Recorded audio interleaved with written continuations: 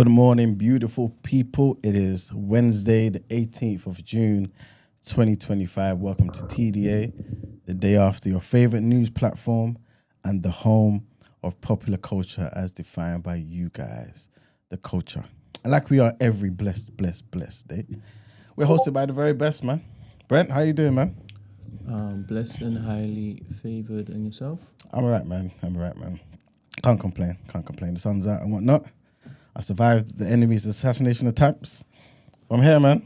But your mic's doesn't seem to be too loud. How many assassination attempts have they made on your life this year? Oh, this year? Only one.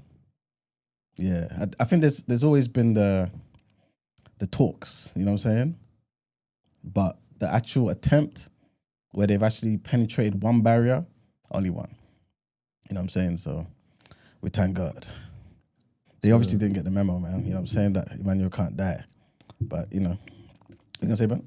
When you looking to look at your diet in connection to how many times it is that you pop down? Do you know what the thing is, yeah? This is exactly what my cousin said to me the other day, yeah? And I said, you know, this is the power of the media, isn't it? Because you and certain people in the chat, yeah, obviously have been pushing the narrative that Emmanuel gets ill all the time, innit? You don't think you get ill? I get ill the least out of everyone here, including you. It's a fact, man. It's a fact. When was the last time I was sick? I was ill. The last time I was ill was 2 years ago. When was the last time what? I'm telling you, 2 years ago. Last time. You remember, and this is exactly what she said to me as well. And I was like, what are you talking about? You remember the time that you might hear that I'm somewhat congested and stuff? That's hay fever, you know? But I'm not ill. You know what I'm saying? Like flu, cold, all them things there. I've got a special concoction that I use. As soon as I get any sort of symptom that, you know what? The mucus buildup wants to come along or the body wants to pop down, I take that concoction. I'm done. You know what I'm saying? So I haven't been ill. Wait a minute. Yeah. So when you be in here saying that the enemy is trying to get you, the ops trying to get you, what are you talking about? I'm just saying that they're trying to mobilize and they're trying to come, you know what I mean? How? In what way? Because I thought all the time it was because your body was lethargic, it was decrepit. But remember, that's like 2 years ago, Brent. No, it wasn't 2 years ago. I'm telling you. You do realize, look, it's weird for you to basically suggest that you get ill less than me. When was the last time I was ill? There was one time that you was here, probably early this year. Was I saying that I was shaking? I don't know. That's the only time it was that my body wasn't operating as normal. It's because I hadn't slept. That's what I'm saying to you. But it might not be that. It might not be that. I was ill. Why does it sound? It sounds like you're not loud enough. One, even two, me, one, myself. 2, 1, 2. Even you? Even me a bit. Then maybe the thing is. You might just need to turn up everything just a tiny bit. I'm only going to turn up the volume of the headphone. Yeah, that's fine. That's what you wanted? Yeah, maybe. But yours even sounded a bit low. You know what I mean? Until you're turning and talking into it like that. Yes, because there you go. If I'm doing that, you're not hearing it properly. Yeah. Yeah. So it's weird for you to basically look to compare your ailments to my ailments because I don't get sick at all, whatsoever. I definitely lose strength in my bones. Can you remember last time it is that you saw me do this? Yeah, I think so. Has it ever been like this before? I now get your question. What happened to it? I haven't been to the gym in months. Brent's looking scrawny, guys. Look at this. But still better than average, man. This is absolutely ridiculous. For months. Tense it. Let me see the tense. It's ridiculous. Nah, I mean it's better than average. It's far better. This is just muscle memory.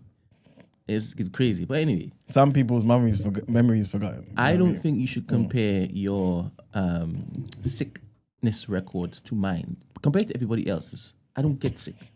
All right. So you've been hit up by other people to suggest as though the amount of times you get sick is because of your vegan diet? No, just I don't know what it is. Probably is, you know what I mean? Because obviously people want to try and attack the vegan diet and stuff.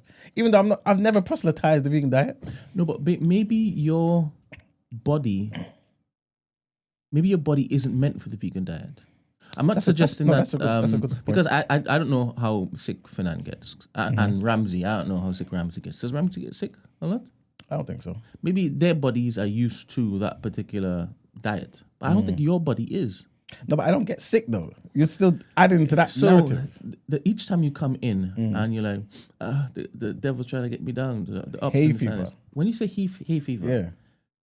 does that make you weak? It can do. It How? can do.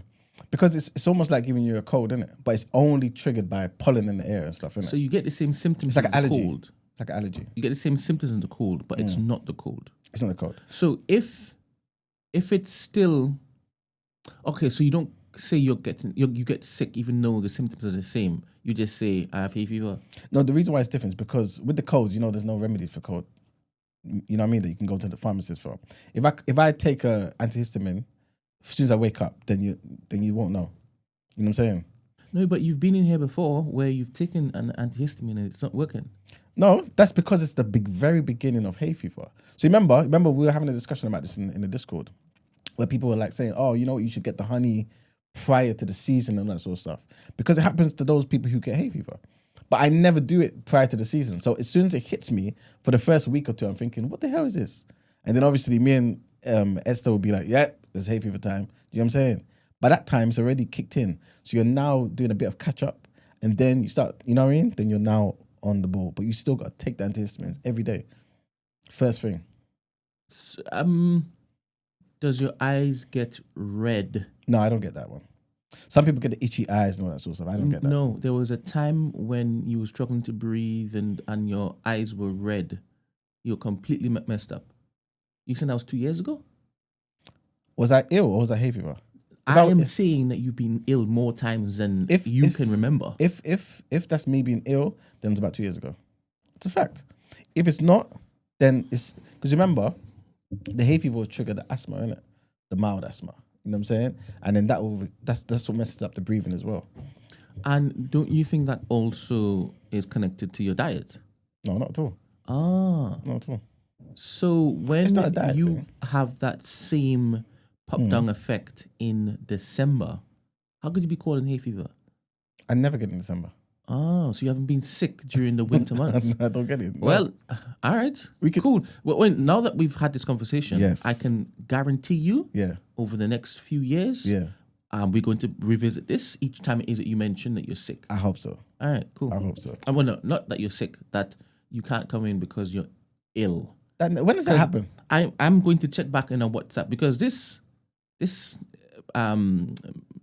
sequence of I want you to check it, storytelling, like how you keep saying that me being the top Trinidadian in the room, I tell the stories the most, right? To try to suggest as though the last time you were sick, last time you weren't here because of sickness was 2 years ago. Yeah. That is wild. That's Diabolical. one of the wildest things I've heard on this platform. That is because when you are sick, I tell people, "Oh, you're not here because you're sick," and I say, "Go on, wish him, well." I don't know if anybody. That doesn't hit you happen to me though, bro. Did That's what you anybody- might say to Margs, to somebody else. Did anybody wish you well at all? Yeah, a couple people actually. All right, there you go. Did you tell them you weren't sick? No, but I was this time because the enemy they injected me, man. Each time, as you say, the enemy tries to get you, it's not always to do with sickness. It's to do with your asthma, because you say it a lot. No, the asthma thing.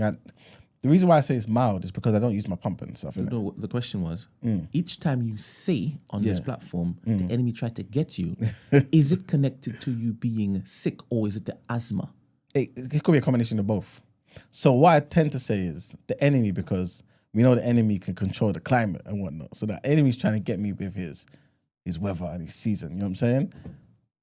So obviously that's the cold. I don't like the cold. You guys know the cold messes up my hands. You know what I'm saying? Because I'm African. I'm not a European. You know what I'm saying? So I can't deal with the weather here. That's one attack. Second attack is obviously the hay fever and stuff, innit?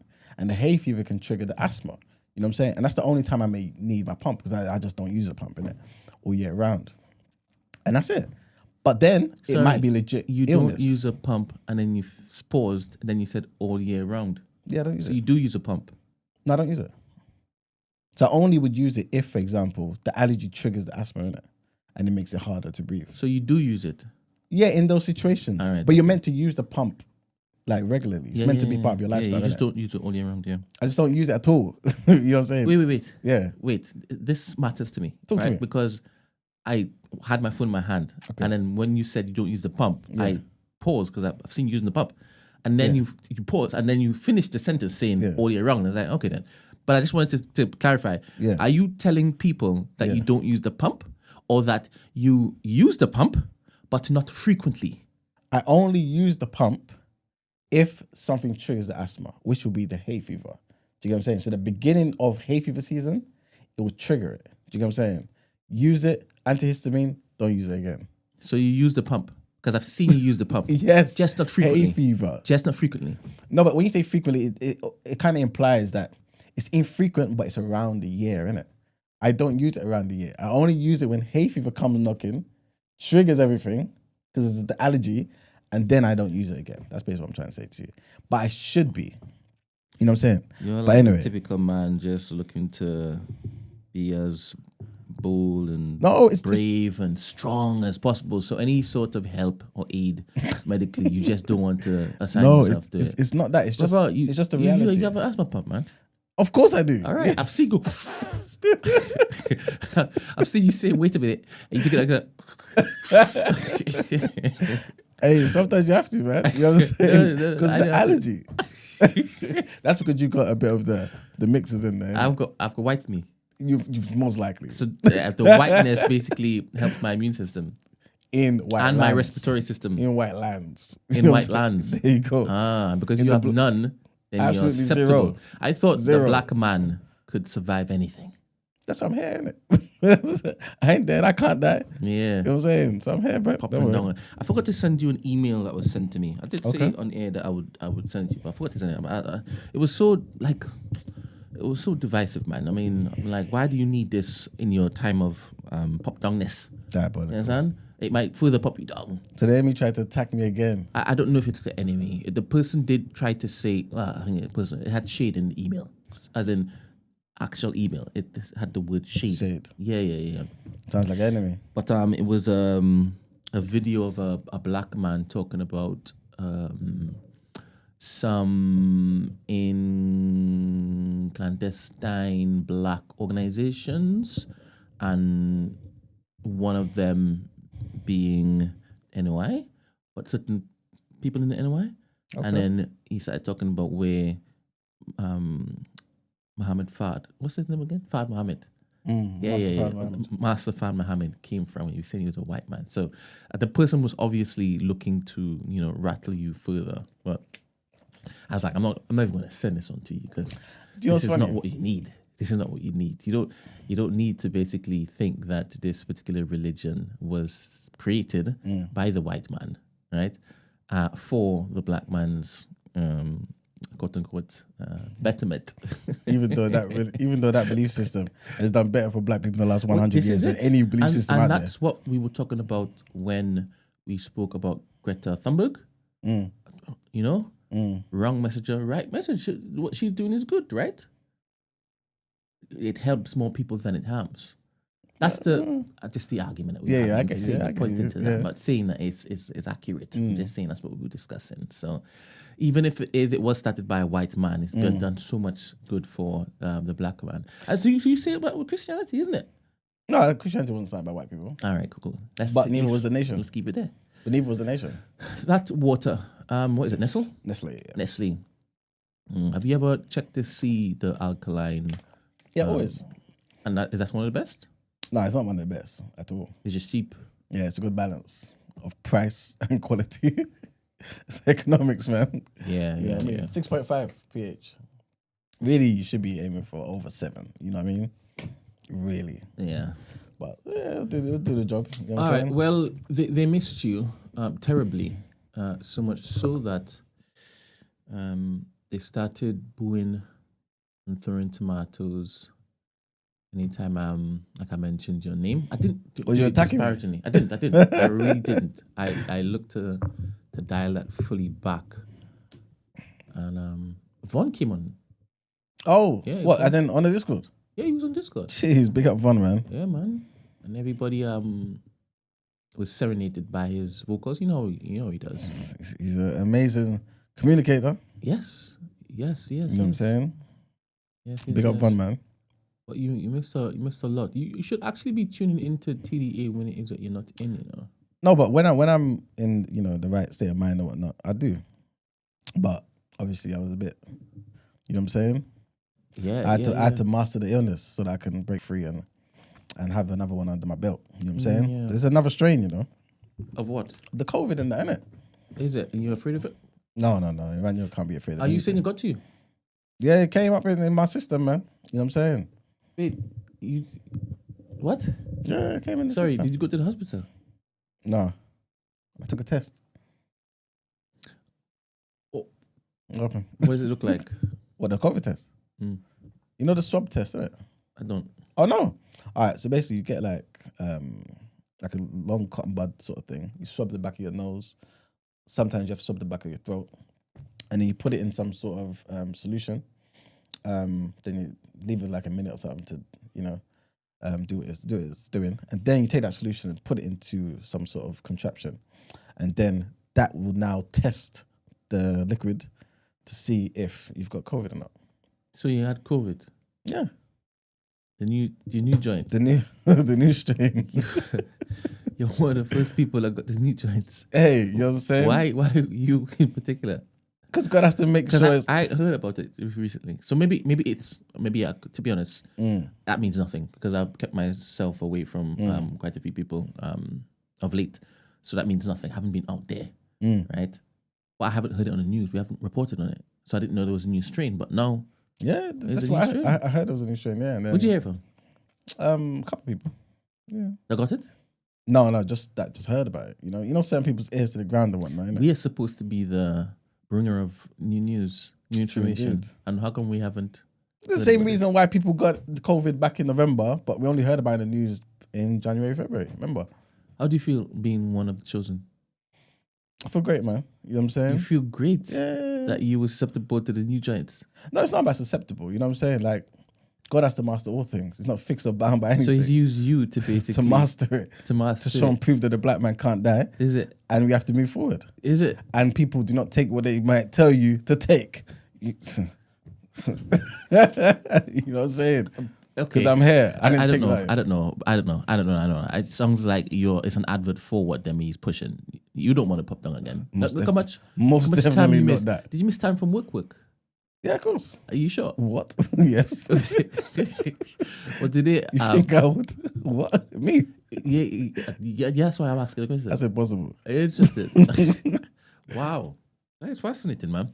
Yeah, I didn't know it was out. They tried to assassinate me, man, but again, they didn't get the memo, man. Yeah.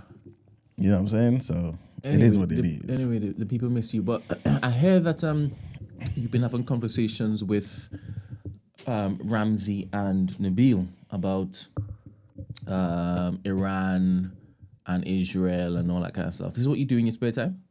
You have group calls? No, we haven't had a group call, you know. So what was he talking about?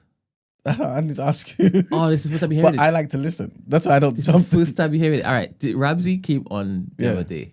Talk to me. He was just gearing to go to talk about, Yeah, what's going on? Israel's It's crazy. response. Can you imagine what his response was? As in with the Israel-Iran thing, when Iran now responded to what Israel did. What did he say? Just imagine how far he took it. How he took it, yeah? Yeah. He was happy, man. How happy was he though? Because when there's extremism, he's there writing the playbook, right? I never said it, guys. He's teaching the uneducated, the uninitiated. You understand? So where do you think he went with it? To the point, wait a bit.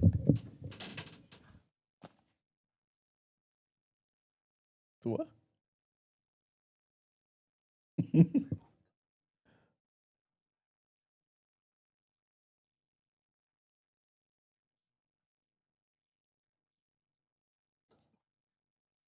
Serious? 1 second, guys. Oh, wait, we're back now. Anyway. Serious? Or are you exaggerating a bit? Huh? Are you exaggerating a bit About what? about what you just said?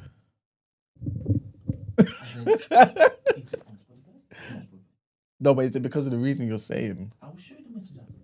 All right, cool. And obviously, that particular request in my head was strange because he's Other a man that things. stands by. True indeed. Do you understand? But Yeah, but there's still strategy. One has to employ a strategy, man. You know what I mean? I have no problem doing it. But don't come on. You understand? Great work for me. Don't do that. But anyway, man. Yeah, what did he say? so he said that he was talking to you and Nabil the other day, Cool. and you were discussing. So I'm thinking, wait, because I pictured it. Like, what does this look like? Is it a group call? So I'm asking, like, were you on a group call basically talking about Iran and Israel and why y'all doing that? Like, I didn't think that's something you would set aside time to do. Do you understand? Yeah. Maybe you might text back and forth, right? But I don't see you looking forward to jumping on a group call and then discussing it. Why? I just don't see you doing that, especially with the two people involved. Why? I don't know. But I wanted to know more. I wanted to find out, do I need to adjust my profile of you? Maybe. Or is it that he isn't telling the truth? Do you understand? Well, to be fair, it depends on what he says to you. Because obviously you might hear something and then translate it as something else in it. And then when you're telling me, you know what I mean? But what if I heard, I actually asked him, what? Were you on a group call? Okay, and what did he say? He didn't say yes, did he? I can't remember what he said. That's what I'm saying. But then you've now got in your head that it was a group call. And then, you know what I mean? No, but he didn't say no. Okay. And I asked several times. And if I asked several times, it means that he didn't answer in the manner in which it is that answered my question. Okay.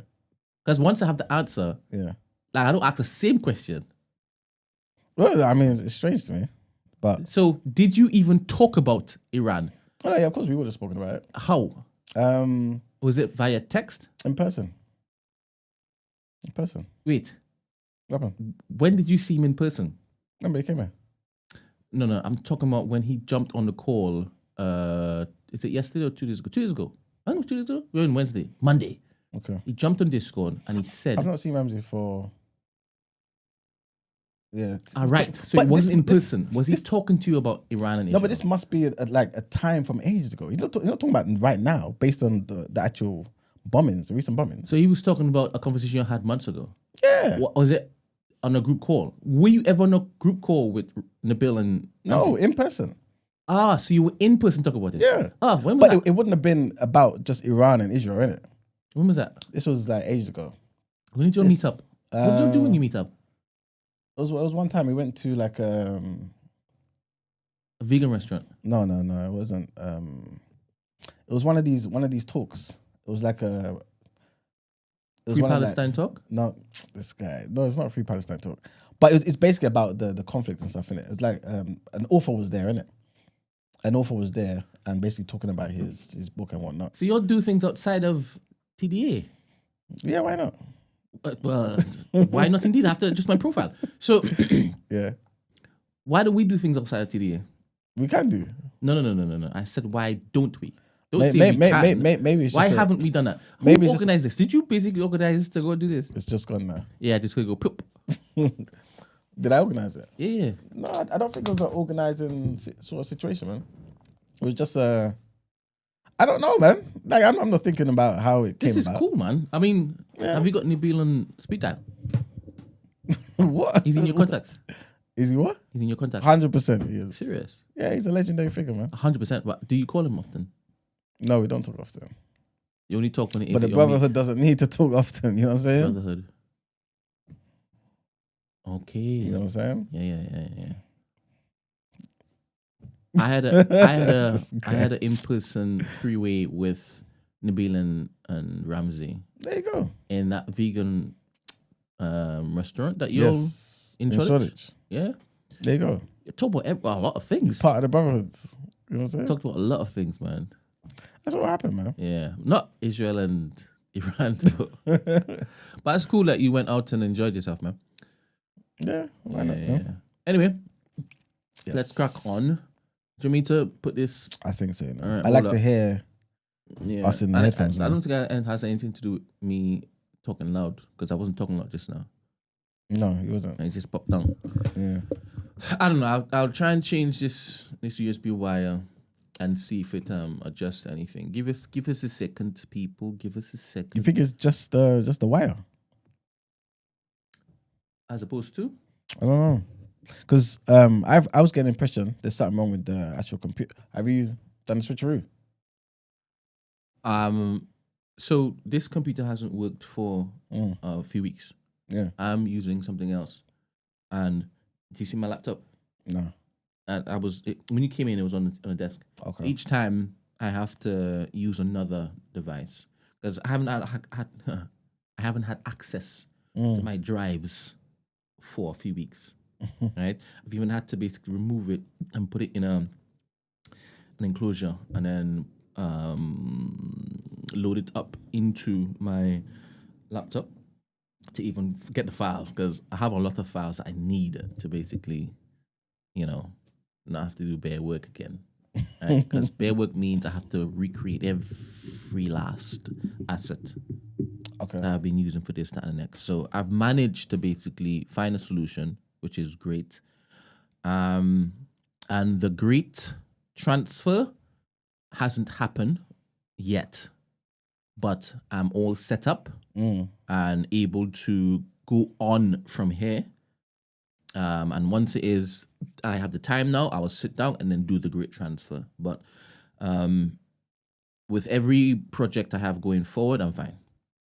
But in the meantime, I don't need to do anything. Oh, sorry. Were you saying, you're asking, because I mentioned something to you and Esther. Yes. About the switcheroo. Is that what we're talking about? Yes. What did you think I was talking about? Oh, wait, sorry. That's a different question. I thought you meant my computer. Yeah, but the other part is part of the computer too, right? Okay, and now I don't understand why is it you being clandestine. All right, that's good. Not yet, but can I do it today? Because I have to basically today, right? Boom. Perfect. I'm doing that today. All right. Thank you for reminding me. That's what I'm here this for, is why bro. you're here. So I'm trying to tell you. I only realized in this moment why God got you well for today. Everything else, God works in mysterious ways, bro. yes. You know what I'm Yes. saying? For me, he does. So, I guess we'll find out tomorrow, please, God. We'll find out tomorrow. And I'll be able to remove one aspect of that to see if Oh yeah, it was of course. that. But anyway, what was I saying? You said you was gonna fix the thing. Yes. So give us a second, people. When I say a second, it could be 20 seconds.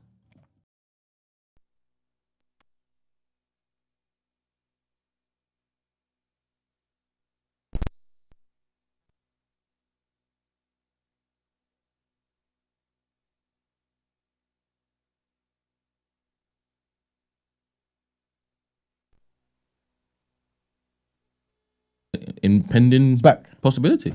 Yeah. I think so. No, but I think pertaining to that particular thing you're talking about, I think he somewhat feels like. Oh, 100%. You know what I mean? But that it speaks to your question of, am I exaggerating? Oh yeah. Now you said that, it makes sense. It makes sense. It probably wasn't an exaggeration of that part. No. Have you got a problem with me exaggerating stuff? No, why? So can you remember a time when I never used to exaggerate? Because this whole you've said it a few times. Like I don't really mind you basically thinking I exaggerate, right? Yeah. Because it's mostly connected to you as to why it is that you say that. No. All right, so give me one example. No, I can't. I know you can. Yeah. And that's normally the problem. Do you understand? When I basically focus on what you say and then ask you to give examples, you never be able to give examples. But you just let it. No, do you know, I'm like that though, because I've said this many times before. Like my stuff goes in, if I don't think I need it for, you know what I mean, for tomorrow, it just goes out again. Yeah. Do you think that you exaggerate? Not when I'm telling stories. You think that you tell stories often? I don't think I do actually. Is it because of how you deliver it? Because you tell stories all the time. Yeah, there you go. I do. I probably do. No, you definitely do. Okay, but you don't classify it as storytelling for some reason. No, I as I'm thinking about it, I think I do actually. I mean, you do it all the time, like literally all the time. And there's a tell where you kind of adjust your body a tiny bit, and then you put your head up, and then you go.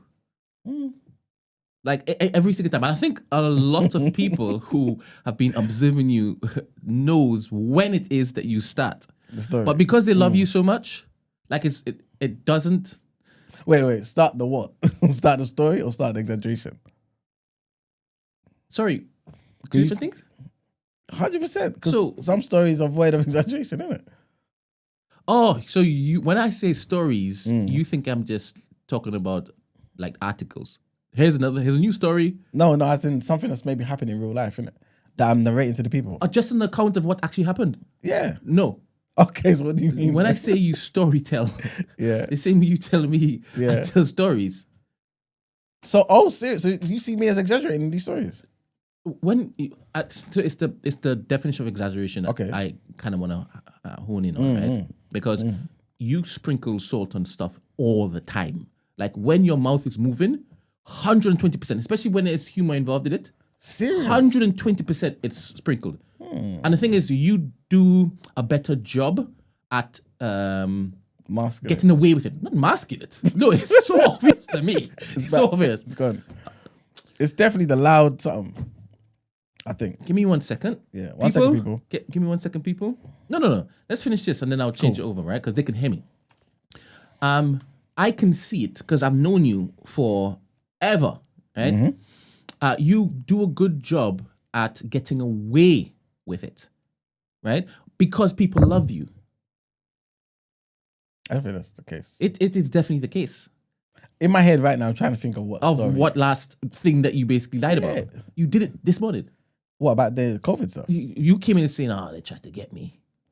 And then you said that they basically, you're the test subject for the new strain. And God made you do a job to basically help the rest of the black people. And the thing is, people are hearing it like, okay, I'm not comparing it to what Brent does, right? Because I love Emmanuel. And he's funny with it, right? That's different, man. And I can see him on camera. Brent is so wicked. He doesn't come on camera and he does his wickedness behind camera, right? Nah, But man. for me, I think I'm very blatant with my storytelling. For me, I think it's so blatant. Like so blatant. You can tell that I'm about to basically say something that isn't true.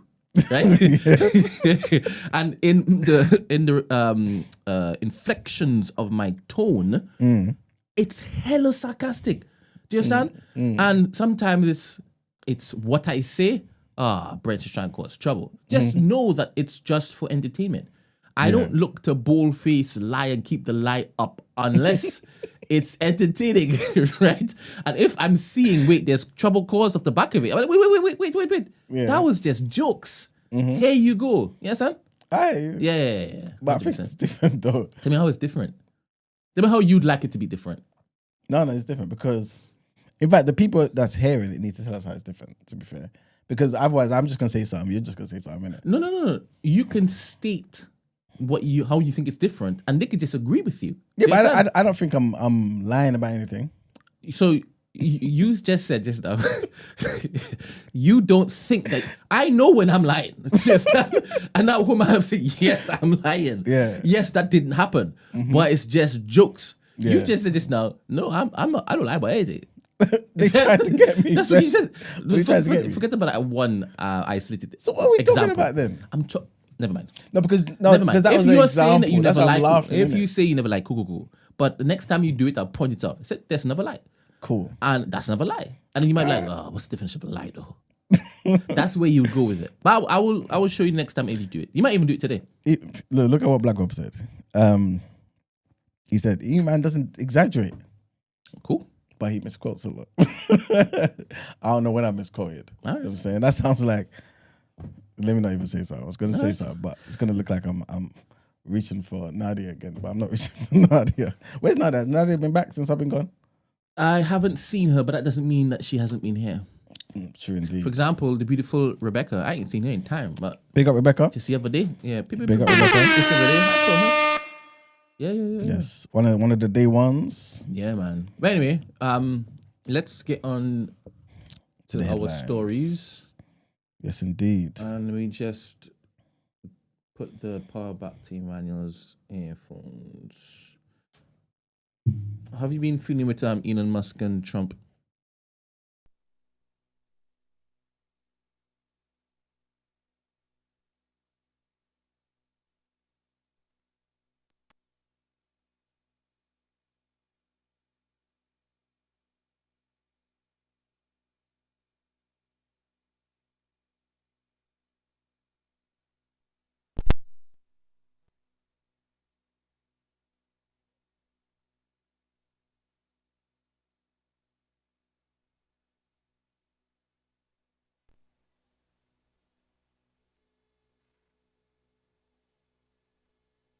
1 2 1 2 1 2. Chickadee chick chick chickadee chick chick chickadee.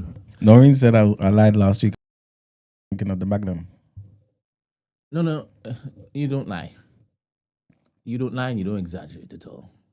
But anyway, All right, we back. let's go. Oh yeah, no, you asked me about the Elon thing. Yes. Before it popped down, I asked him how's he feeling about his two besties, his two They definitely ain't my besties. his two serial entrepreneurs, geniuses, great businessmen. Yeah. You know, there is fraud allegations being levied towards Elon Musk by top aides in the White House. Serious? Yeah, apparently he got into a fisticuff outside of the actual door of the, Serious? what's it Wow. called? The circle room? What do you call it? The room? Oval Office. Oval Office. Circle room.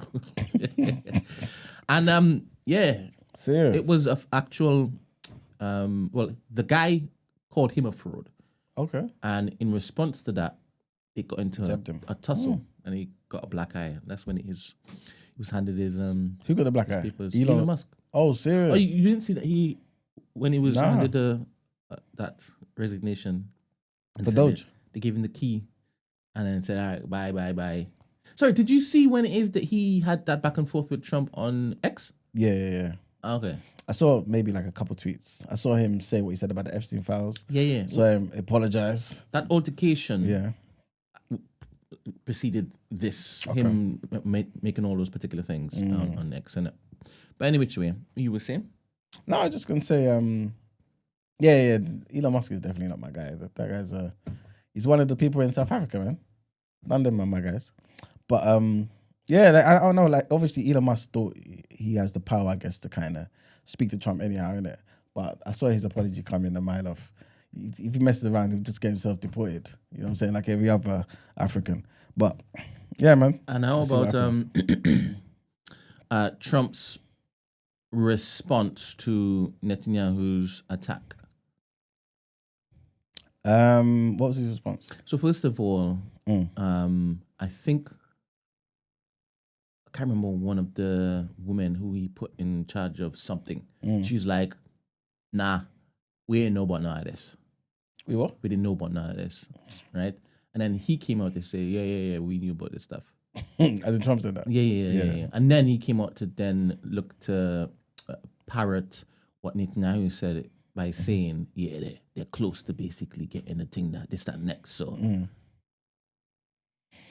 It's horrible, man. But I think this is just what Israel's done, man. They've put their people in strategic positions. Is it Marjorie Taylor? Maybe it's Marjorie Taylor. Go on. Yeah, they put their people in strategic positions all around the world or in the countries that matter, you know, to them. So it doesn't matter what president is there. You're always going to get them back in Israel's movements. You know what I mean? I said this from before Trump got elected. It doesn't matter who's going to be there. They're going to support Israel and their endeavors. The only difference is Trump doesn't seem to like war.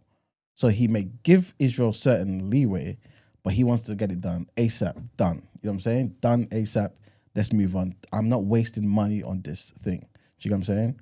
That's the only difference. But this is always going to happen. This is why I said to even I've been saying this since Ramsey's come on the show, like for the last couple years now.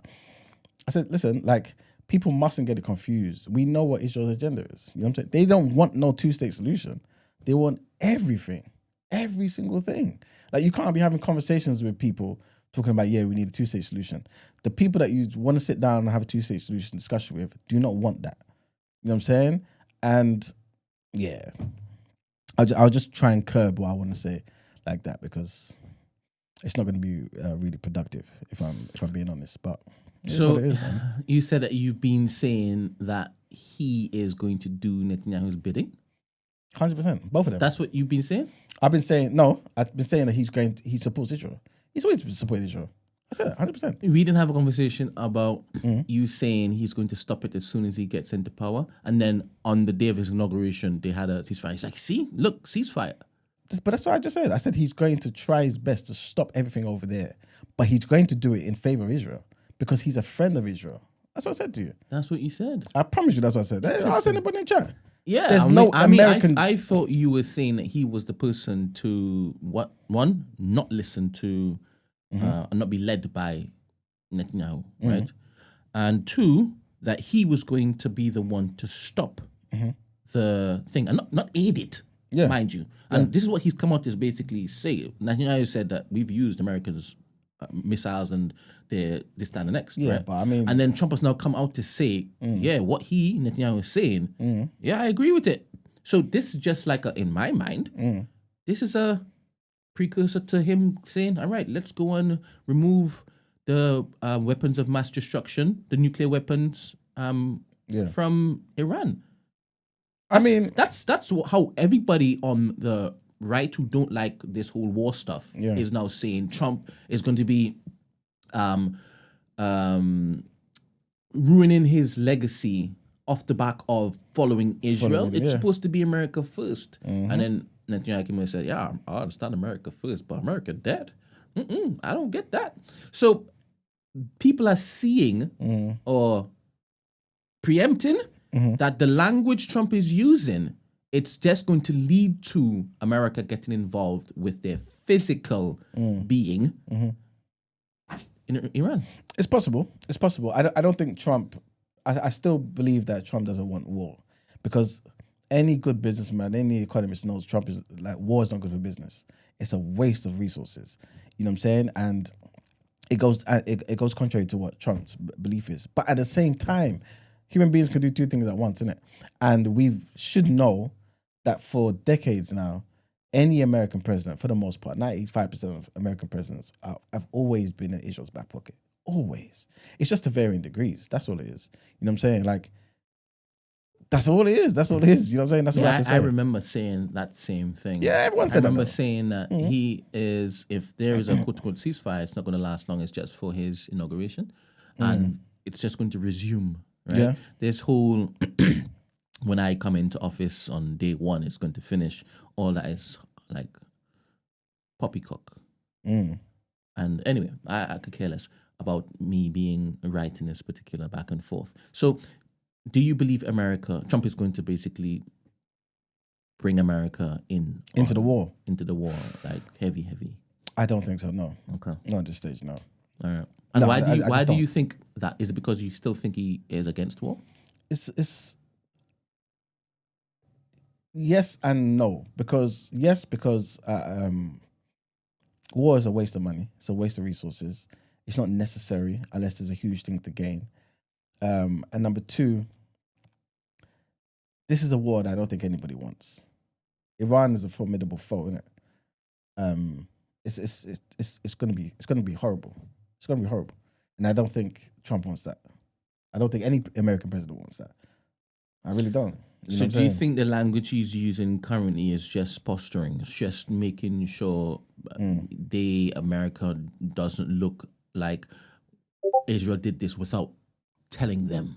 Potentially, but to be honest, remember, I've been out of the game, so I don't know too much about what Trump's saying in it.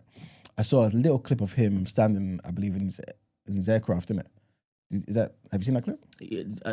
Yeah, like last night, as in just a few hours Maybe. ago. Yeah.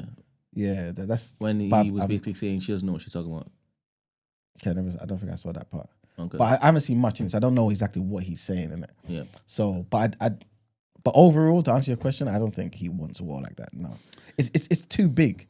Like Iran is probably the biggest superpower in the Middle East, isn't it? Like, it's going to be a full out war. Nobody wants that. It could be World War III. You know what I'm saying? I don't think Trump wants that in his hands. You know what I'm saying? That's something that the other side would do. Okay. But even then, the other side, I don't think they would want that too. Like, America, it just doesn't make sense. It just doesn't make sense.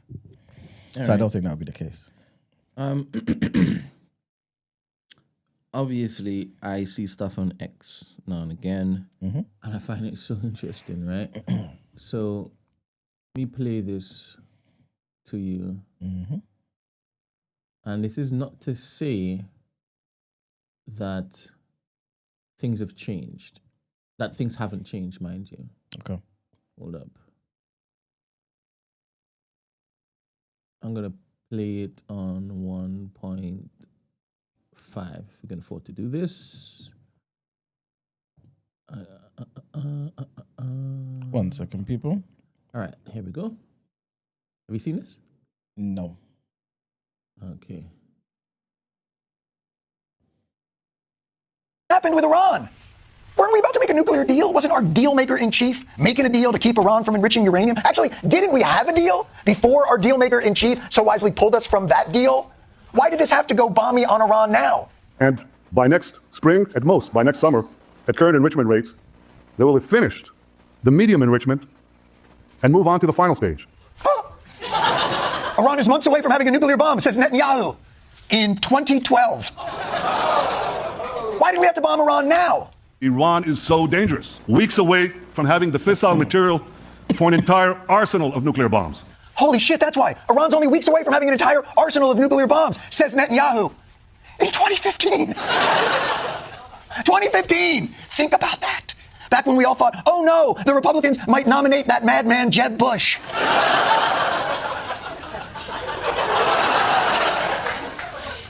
Should have gone with the question mark.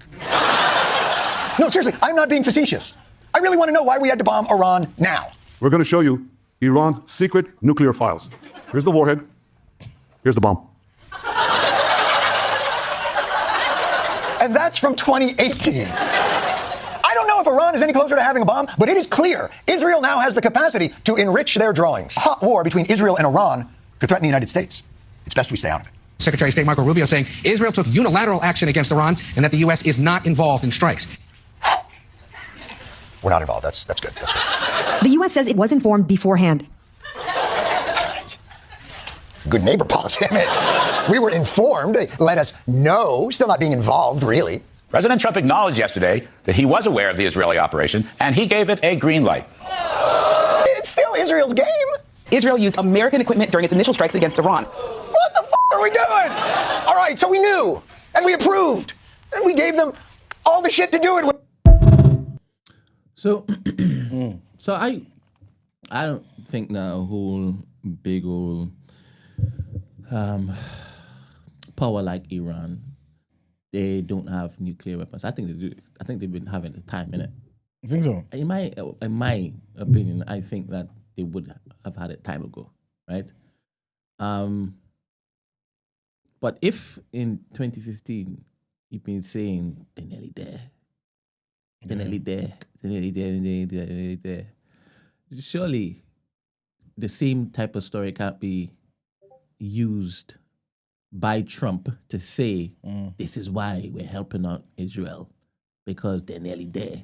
Well, I mean, Benjamin Netanyahu has been saying all this stuff even prior to these clips, you know. Remember, he's one of those who was instrumental in bringing down Iraq as well. They had a list of countries, you know what I'm saying? When I say they, obviously certain factions, certain groups, sometimes it's almost like a Venn diagram effect. Certain people are present in different groups as well at the same time. They had a list of countries that they wanted to bring down. All these countries, they believe, are a threat to the West and also a threat to Israel. You know what I'm saying? This is the Libya, this is the Sudans, this is the Irans, this is the Iraqs. You know what I'm saying? All these countries. And look what they're doing. They're systematically dismantling the regimes, the governments in those countries because they don't want these countries to thrive. That's it. So it goes back further than 2013. You know what I'm saying? It's been there since the 80s. Yeah, so my point isn't that it hasn't been there or it's been there. My point is why should Trump, use the same excuse to justify going to do this thing that you're saying he doesn't want? I think because they probably don't have anything else in it. They don't have anything else, and they know most people don't care, and most people won't do anything. So they're just telling you something.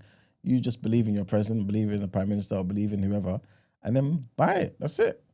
That's it. I was just sent this. Let me see what it says. I don't know the population. At all? No, I don't know the population. You don't know the population of the country you seek to topple?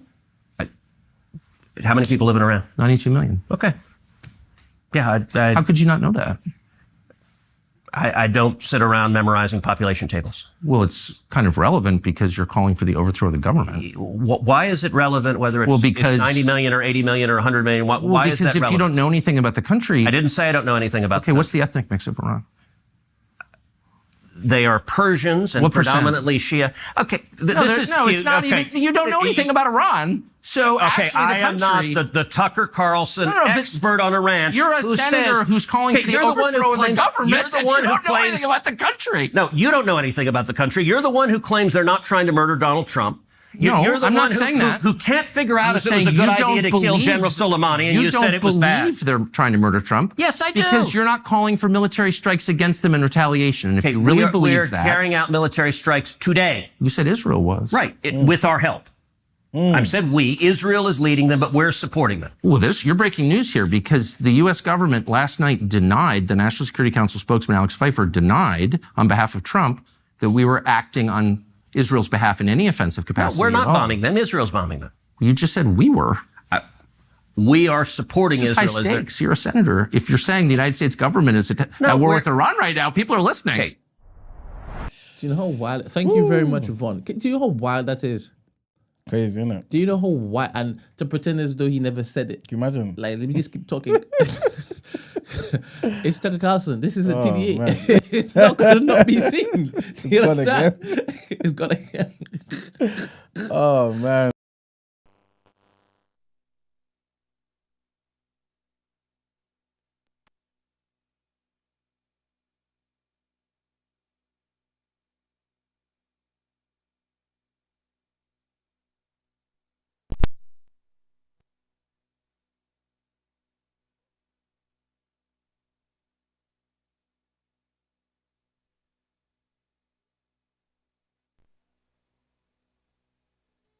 Kind of come back on.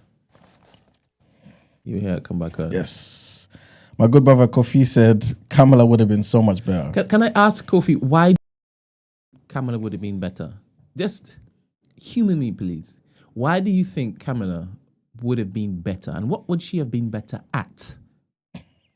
Like, what are you saying that she would be better at? And he said the people who are supporting Trump need to speak now. I don't think anyone who thought Trump would be a better president is backtracking, you know. Nobody. Everyone can imagine it being worse. No. with Kamala. There are a few. Serious? Yeah. For example, God like Candace Owens or Tucker Carlson and them type of people who don't remember they're America first. They don't want America to be at the beck and call of Israel. That's why it is. They were like, no. What you doing? Yeah. So that's just the point you were making. Okay. Yeah, But man. anyway, I'm waiting for Kofi to let me know what's what. Macanium said Kamala would have gotten rid of Abraham Traore in weeks. Whew. That's a good point there. I mean, I don't think it's possible because, you know what I mean, God's with our good brother Abraham Traore and he's going to do some work, you know what I'm saying? But I understand why you said that. I definitely do. Because we do know the last time a black person was in that White House, an African leader died, you know what I'm saying? Amy Snowglobe says she agrees with Kofi that Kamala would have been better. And Claire says no nukes would have been fired or will get fired. So I'm guessing she thinks that with Trump in power, nukes are going to get fired. I'm assuming. I don't know if it is. I'm misreading this. Nuke said, do you just mean bombs or do you mean nuclear weapons? Because no one's going to be firing no nuclear weapons. But I believe she just means like bombs and missiles and things of that nature. Okay. Yeah. Mav 4K says she's a much better imperialist, to be frank. So he agrees with Kofi. So quite a few people agree with Kofi that Kamala would have been better. So I actually think that I guess it would have been quicker for the Democrats to paint a picture of whatever Israel's doing as good. They wouldn't come out and look to go against Israel publicly at all, like whatsoever. With Kamala Harris, you're saying? Yeah, 100%. 120%. No chance. So I'm interested in why is that they think she would have done something different. Kamala wouldn't have been running anything.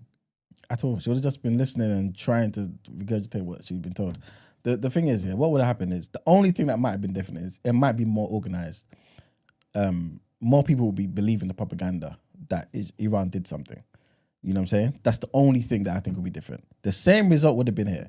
Same result. If anything, you might hear Kamala's team basically say, yeah, we are with Israel. You might hear all of that narrative. That's it. But it would have been exactly the same thing. Don't confuse yourself, guys. Please do not do that. But I do find it interesting how some people think that she would have done something differently, though. As in the outcome, not the method. Because the outcome would have been the same. Most definitely. But the method, maybe the way it's communicated, I think that would have been different. Maybe that's what they're talking about. The way it's communicated would have been different. The way Coffee was talking was almost like he was saying this wouldn't have happened. You know what I'm saying? And if he believes that's why I'm interested in. Let us know, I'm man. interested in his response. Let us know if that's what you really believe. Interested in his response. All right, cool. Let us breeze through the headlines. All of them at once, please. Okay, If it is you need me to help you read the headlines, I'm fine. Going back and forth. But let's get into the topic of the day as quickly as possible. Cool. So we can get out here.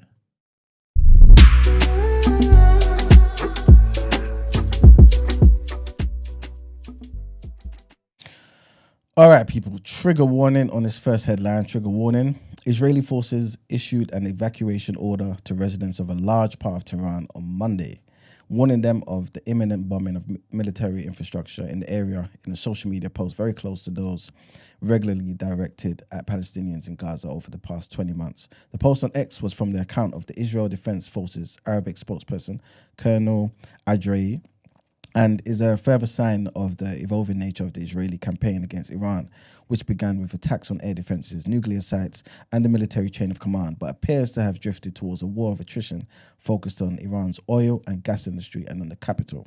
Speaking to personnel at Tel Nof Air Force Base, the Israeli Prime Minister Benjamin Netanyahu confirmed the evacuation orders. Netanyahu later said killing Iran's supreme leader, the Ayatollah Ali Hosseini Khamenei, would end the conflict in what would be another ominous escalation. This guy is insane. Just come out and talk about he wouldn't kill the Iranian leader. Diabolical. Next headline, at least 37 Palestinians were killed on Monday in new shootings in Gaza near food distribution centers run by private US contractors guarded by Israeli troops. This is what the local authorities have said. Witnesses blamed the shootings on Israeli troops who opened fire early in the morning as crowds of hungry Palestinians converged on two hubs managed by the Gaza Humanitarian Foundation, the GHF, which is a private organization that recently began operating in Gaza with Israeli and US support. The death toll on Monday was the highest yet reported in the nearly daily shootings since the GHF began operations 3 weeks ago.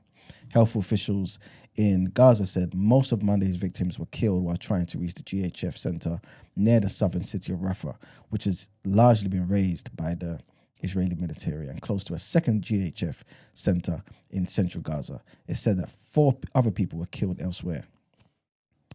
And our next headline, European leaders at the G7 summit in Canada are trying to engineer an Iranian return to the negotiation table using Gulf leaders as intermediaries.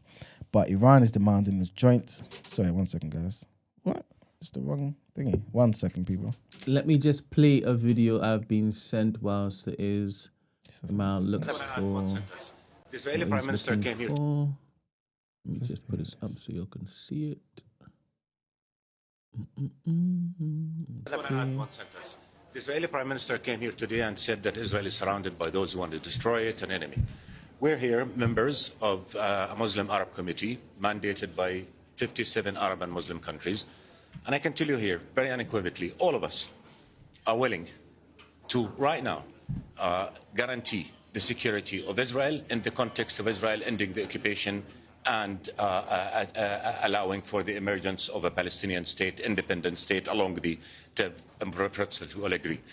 He is creating that danger because he simply does not want the two-state solution. And if he does not want the two-state solution, can you ask Israeli officials, what is their end game? Other than just wars and wars and wars. I'm telling you, all of us in the Arab world here, we want a peace in which Israel lives in peace and security, accepted, normalized with all Arab countries in the context of ending the occupation, withdrawing from Arab territory, allowing for the emergence of an independent, sovereign Palestinian state on June 4, 1967, lies with occupied Jerusalem as capital. That is our narrative. That is, and we will guarantee Israel's security in that conflict. Can you ask Israelis what's their narrative other than I'm going to continue to go to war, I'm going to kill this and kill that and destroy this and this that? The amount of damage that Israeli government has done, 30 years of efforts to convince people that peace is possible, this Israeli government killed it. The amount of dehumanization, hatred, bitterness will take generations to navigate through. So ultimately the question is, we want peace. And we've laid out a plan for peace. Ask any Israeli official, what is their plan for peace? You'll get nothing because they're only thinking of the first step. We're going to go destroy Gaza, inflame the West Bank, destroy Lebanon. And after that, they have no plan. We have a plan. We have no partner for peace in Israel.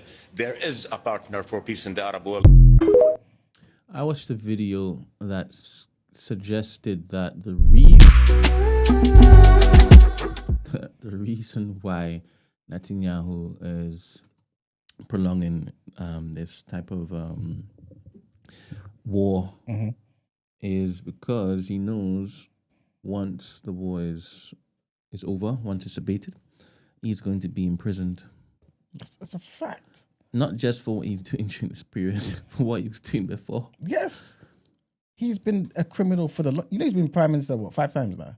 He's been a criminal and involved in everything for the past, I'll say about 30 years. 30 years. Like, you can see old clips of him talking about certain things, trying to get in between certain countries, saying we should criminalize this country, we should bomb this country, we should take away this. From when he had black hair, you know what I'm saying? You know, now he's just completely grey. This is how long he's been doing the devil's work, you know what I'm saying? He's been doing it for the longest while. He knows he'll be in trouble, 100%. But like I keep saying, I said this the first time this was a discussion on the show. He believes he will go down in history as one of the greats for Israel.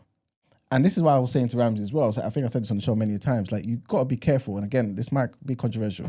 You got to be careful with who you're calling friends in this whole game, because the people that you like to keep saying, yeah, you know, they're criticizing Israel too.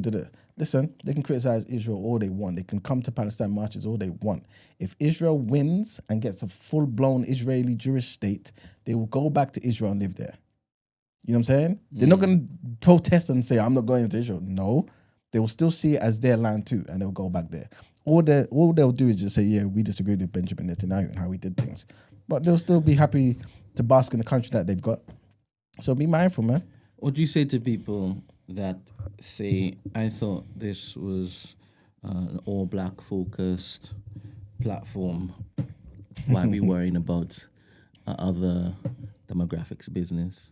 I mean, this is an all-black platform, but remember, a lot of the problems that black folk have gone through, like colonization, imperialism, we've been on the back end of imperialism, neocolonialism that we're all facing now.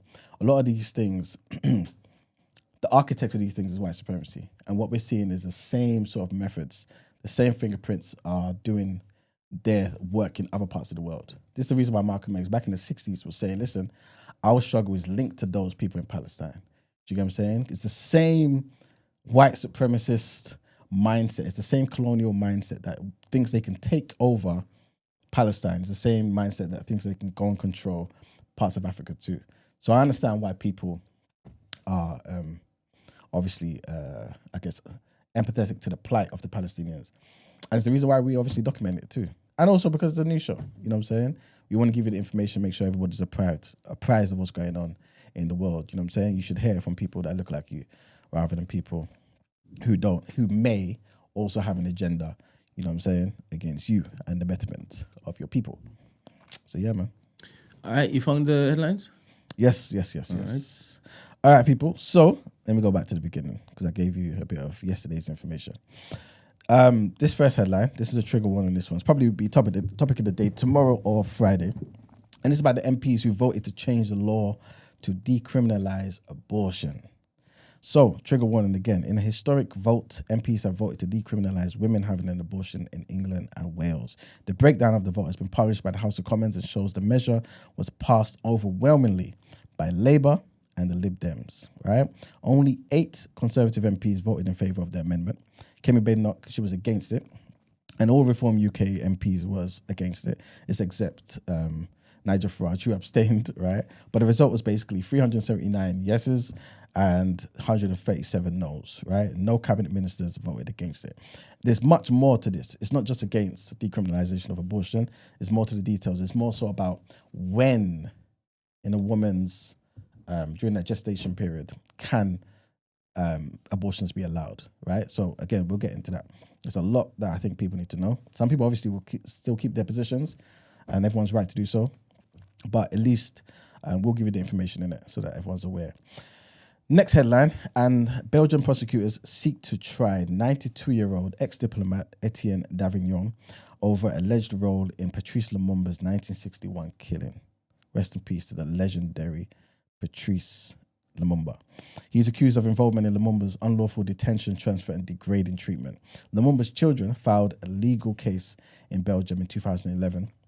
Lumumba, for those who don't know, is Congo's first prime minister, and he was executed by a firing squad at the age of 35 with Belgium's tacit support.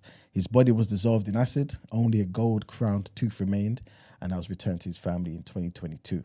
A 2001 Belgian inquiry found the country bore moral responsibility, and the government apologized in 2002. They only say moral responsibility. These people are insane. Davignon is the only surviving suspect amongst 10 Belgians linked to the murder. He was a trainee diplomat at the time and later served as a vice chair of the European Commission. A magistrate will decide on the trial, with a hearing scheduled for January 2026. Lumumba's daughter welcomed the progress, seeking justice and truth. I think one day we're going to have to go into the history of Mr. Patrice Lumumba so people can understand how pivotal he was to the struggle back home and in Africa. He's a legendary figure. Next headline, Elon Musk. He posted the drug test results. Do you see that? Yes. He posted drug test results on X after media reports alleged past drug use during Trump's 2024 campaign. The test, dated the 11th of June 2025 from Fastest Labs of South Austin, showed no trace of over a dozen substances, including ecstasy, ketamine, and cocaine. The document listed Elon Musk as the donor, and Musk captioned it with LOL in a late-night post. The New York Times had reported in May 2025 that Musk used drugs while supporting Trump, but admitted it was unclear if he continued whilst he was at the White House. Next headline, and President Donald Trump has signed a deal reducing some trade barriers between the UK and the US.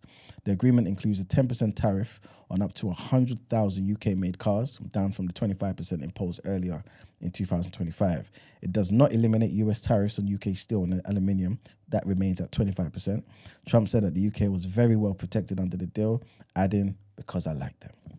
The UK government aims to reduce steel tariffs further, but talks are ongoing. A July 9th deadline looms to avoid possible hikes. A melted and poured requirement complicates UK steel eligibility for tariff exemptions, especially after Tata Steel shut down UK blast furnaces, which we obviously spoke about some time ago in People's Journal. The agreement also eliminates tariffs on some aerospace goods and grants the US a 1.4 billion litre tariff-free ethanol quota. UK bioethanol producers such as ABF Sugars, the Virgo plant warn of job losses and also demand urgent government support. The UK will also drop a 20% tariff on US beef and increase the quota to 13,000 tonnes while maintaining UK food standards. The deal is not a comprehensive free trade agreement and lacks congressional approval in the US. Next headline, and Donald Trump claims to know where Iran's supreme leader is hiding and has called for unconditional surrender as the conflict between Tehran and Israel continues for a fifth day. In a social media post on Tuesday, the US president warned, "We know exactly where the so-called supreme leader is hiding. He's an easy target, but it's safe there. We are not going to take him out, i.e. kill, at least not for now."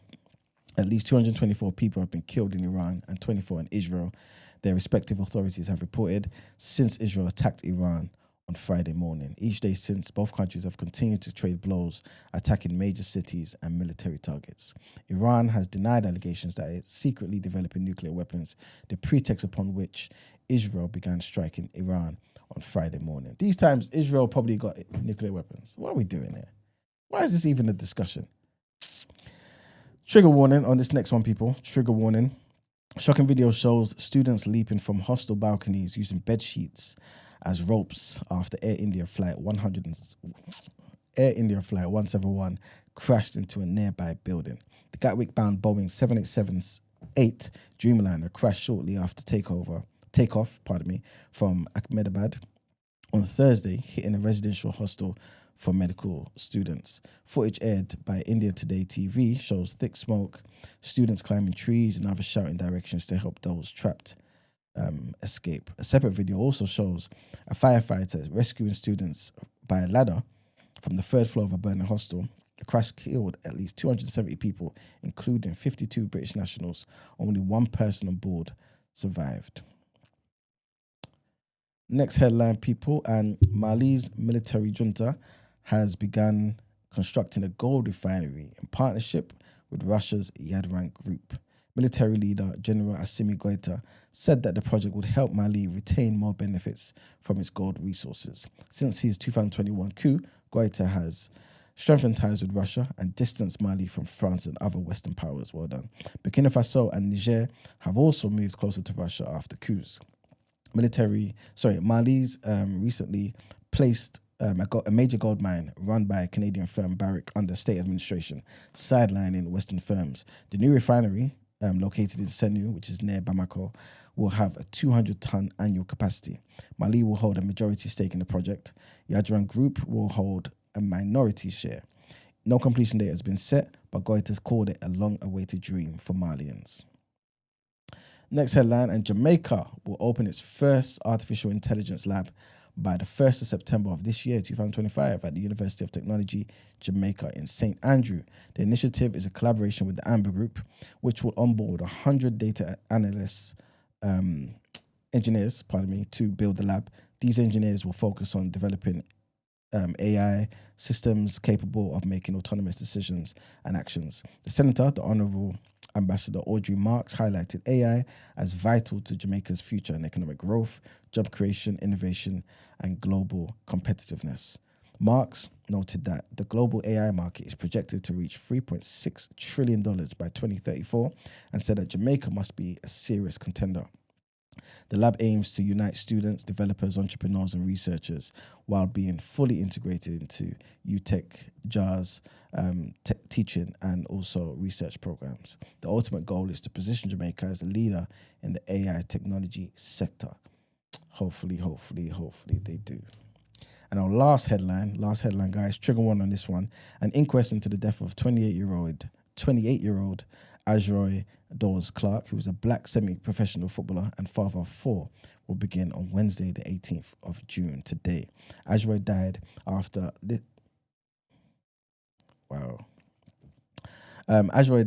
ligaturing and being restrained by staff at HMP Elmley on the 10th of November 2021.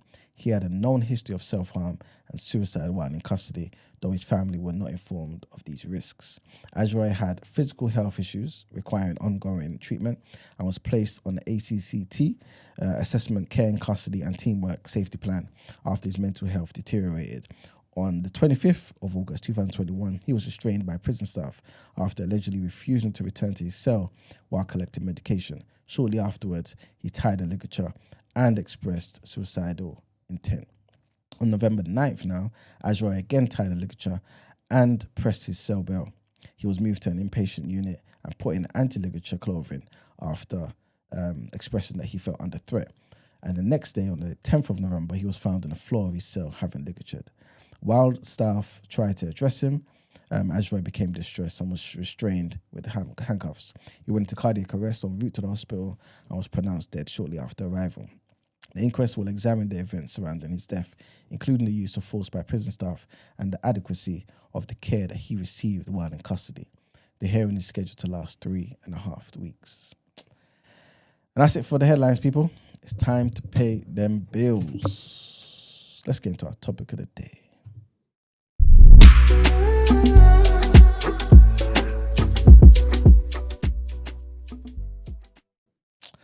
All right, people. Yes. And to my good brother Von, yes, most definitely. When we talk about the great Patrice Lumumba, I will give you guys a heads up. You know what I'm saying? Because that will be a good episode. Hopefully you guys can call up. Hopefully, Von, you call up as well, man. All right, so people, we ain't going to spend too long on this, yeah? But I do want to ask this question. This is basically about the grooming gangs. I'm not too sure if you guys have heard about what's been going on with the grooming gangs scandal. But I'm just going to give you guys, I guess, an overall of what's been happening. It's been happening for years, basically, yeah. And there's been a lot of cover-ups. And we're going to get into the reason why there was a cover-up. And I want to see how you guys feel about this, yeah? Again, we ain't going to spend too long on this. But the Grooming gang scandal basically refers to cases across towns like Rotherham and Rochdale, where groups of men systematically, sorry guys, trigger warning. But in fact, can you put the trigger warning banner up, please? Trigger warning, guys. Trigger Whenever warning. you say trigger warning, I think it's good practice to actually classify like The type of trigger. the type of trigger. Mhm. Thank you. Yes. So this type of trigger is basically grooming, sexual assault, rape, that sort of stuff. Very horrible stuff. And the Grooming gang scandal, like I said, it refers to a lot of these cases that were happening in Rochdale and Rotherham, them sort of areas, yeah, where groups of men were systematically exploiting vulnerable young girls. And this happened over many, many years, yeah. But the real scandal, I don't want to say the real scandal, but a big part of the scandal wasn't just the abuse. The big part of the scandal was how the authorities knew about the abuse, failed to action certain things, right, despite repeated warnings. And this is why they had this whole report. So the report showed that police and local councils basically held back in some cases out of fear of being accused of racism. And that's basically where I want to take this with you guys quickly, yeah. They're basically saying the reason why we didn't do certain things, Brent, you listen, yeah? Mm-hmm. The reason why they didn't do certain things is because they saw who was basically committing these crimes, and if they acted upon it, if it was disseminated to the people, right, people will say, wait a minute, the authorities are racist. Yeah? So we're going to get into it, right? So as a result of these actions, yeah, hundreds, if not even thousands, they're saying, of girls were left unprotected. I was minding my business and I heard one guy on LBC basically call up and say, now this is just a separate issue. This is just him being British and him talking about how he feels as though Britain's morals and ethics are basically in the bin. And he actually said, I feel ashamed of being British right now. I actually do. And the reason why is because he felt as though the government, the authorities, the powers that be failed the British people. And it was in response to this particular grooming gang scandal. Why it was emotional and personal to him is that his sister was raped and the guy only got 3 years. Imagine an animal thinking he can take what doesn't belong to him just because, enjoy himself, do whatever the hell he was doing. And they only give him 3 years, 3.5 years to be exact. He then said to the host, the reason why I'm so emotional is because the guy did that and got away with it, because that's not real justice to me, right? But also on top of that, my sister then committed suicide. So he's lost his sister from this, and this animal is walking now the streets. Do you get what I'm saying? And he just felt as though the whole system that should be there to protect us as a public, but especially the vulnerable, the young women in society, just failed completely. So I say all that just to say that this is not something that is just something that's only affecting particular demographics. It seems to be affecting everybody, especially when I think more people become familiar with the actual nature of the crimes and the report and things of that nature. So like I was saying, I'll go into some of the key elements of the scandal, yeah?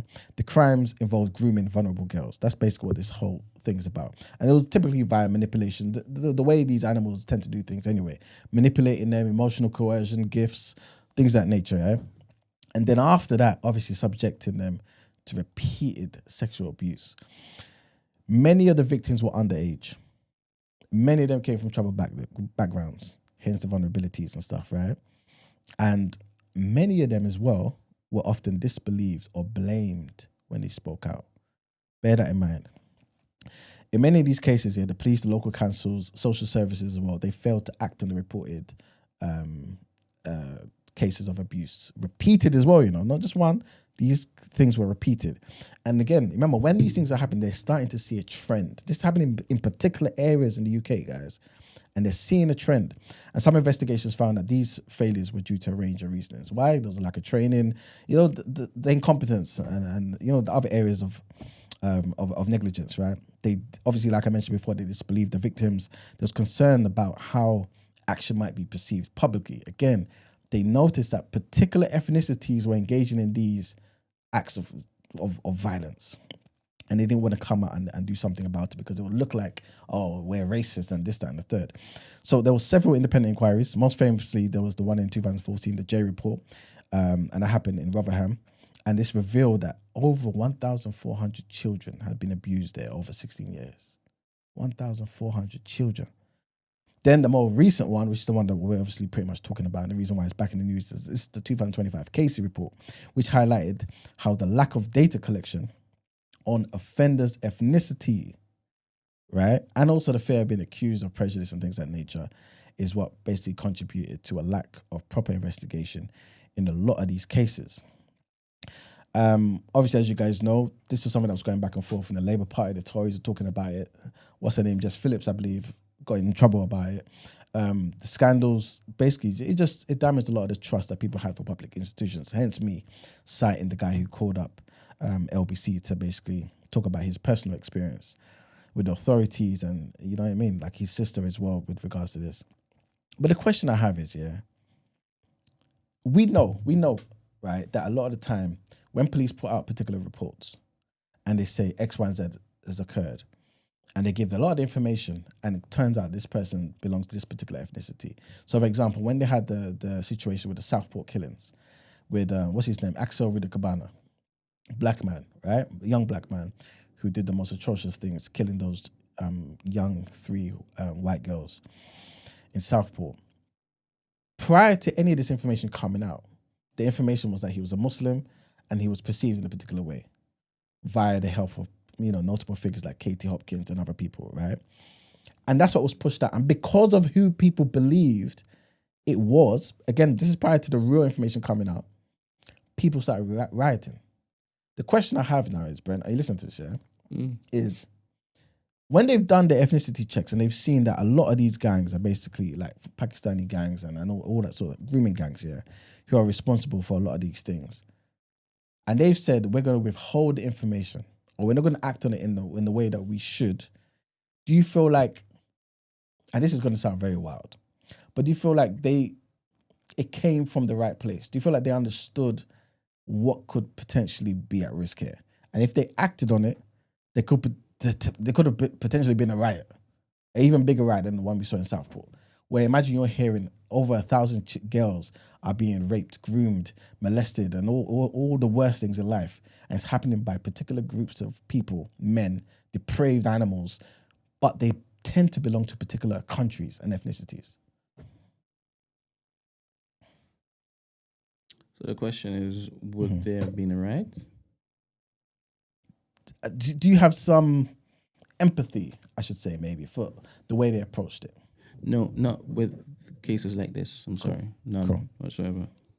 I'm talking about everybody who was in power during the period where certain parties were giving them all the information. They were even saying, all right, if it is you all don't want to investigate, we will gather the evidence and we will present it to you. But then it was covered up. Yeah. So no, there's no empathy extended because on another day, you wouldn't pet to basically throw out racially charged epithets to stir up whatever narrative you want to stir up. So this, with these particular children, young women, you're supposed to protect them. Yeah, 100%. Do you understand? Who else other than you are supposed to be riding for them, looking out for them? So you should look to, you should fight or combat any possible outcome just to make sure that they are safe. So even if it is that you say you were afraid that it would cause up the stand next, that's a just cause for you to basically ride out for them. So you're basically saying, even though people will say, wait a minute, we've got these foreigners with dual citizenship, these Muslim Pakistani guys coming here exploiting our children, we're going to riot. Even though you know that's a possibility, you're still saying, no, regardless of that, Yes. that's just a consequence. Yes. In spite of all of that, you're still supposed to ride out because they are actual victims, the actual people that need you, that don't have anybody fending it for them at all whatsoever. So, and what you're doing is fostering an environment where it will become even worse. So you're actively protecting this particular practice. So no empathy from me, not over here. Do you have any empathy? I don't have empathy for it, I guess, but it's more so I'm kind of looking at it from a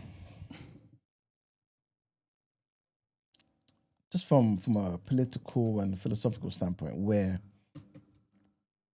we know the government has been accused of many times, and rightfully so, of being racist, right? Or pointing out racially charged information that can cause X, Y, Z, and things of that nature.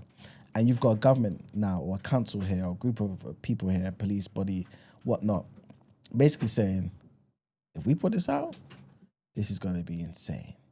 Not only would it be insane, but they're going to say that we're racist and we're trying to heal the community. We're trying to, you know what I mean, like increase the cohesion in certain parts of the country where previously there was racially charged tensions.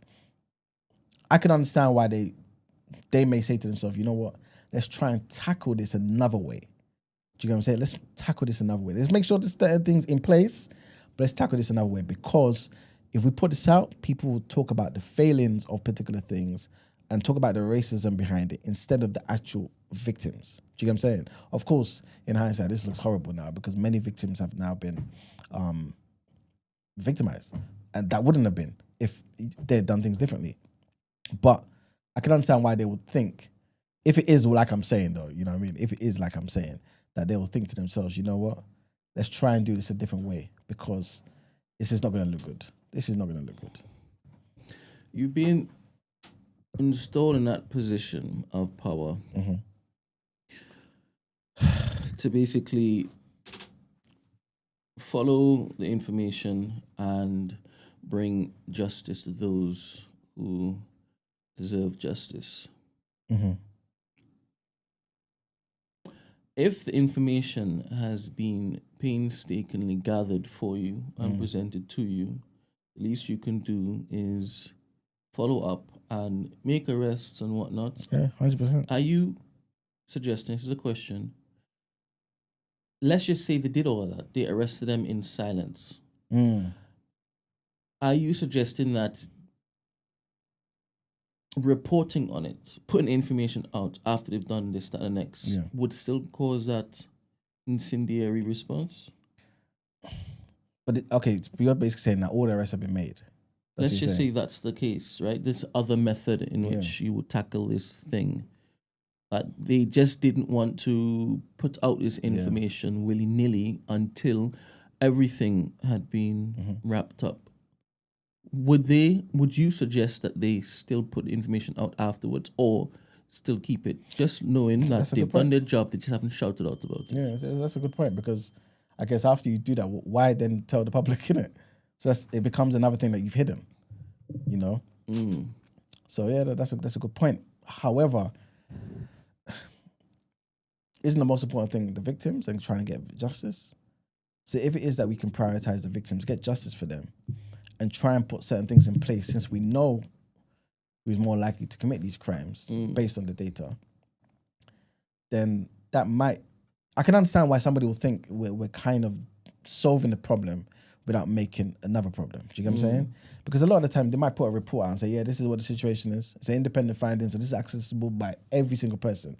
We know there are race hustlers out there who are going to say, okay, we've now found the next thing, Katie, Tommy, group meeting. We now know that these bloody people, this is the evidence for why your marches are so necessary. Do you get what I'm saying? And then we have an issue, man. Because Rudy Cabana killed 3 young girls. Diabolical.